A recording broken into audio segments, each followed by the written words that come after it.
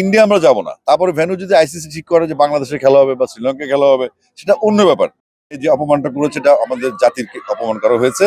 এবং যদি বলা হয় যে মুস্তাফিজ কে বাদ দিয়ে তারা একটা বিশিষ্ট রাজনৈতিক দল বা তাদের এজেন্ডা পরিপূর্ণ করেছে, সেক্ষেত্রে আমাদের তো দুঃখজনক। কারণ তারা যেই কথা বলছে, সে আমাদের বাংলাদেশ দলের ক্যাপ্টেন কিন্তু লিটন দাস, এবং আফগানিস্তানের মুসলিম প্লেয়াররা কিন্তু আইপিএল খেলছে। তো সুতরাং বলা যাচ্ছে, বোঝা যাচ্ছে জিনিসটা আসলে ধর্মীয় কোনো ইস্যু না।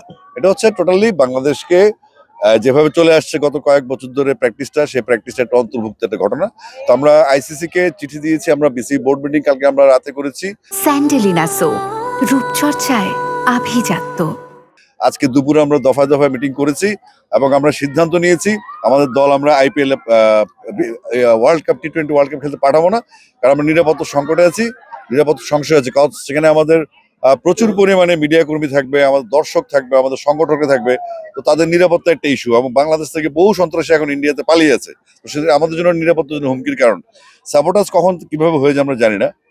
তো আমরা চাইবো বাংলাদেশের ক্রিকেটারদের সুরক্ষা, নিরাপত্তা আমাদের প্রথম কাজ, এবং আমাদের ক্রিকেটার নিরাপদ রাখার জন্য যা যা প্রয়োজনীয় পদক্ষেপ নেওয়া দরকার আমরা সেটা নিব ইনশাল্লাহ।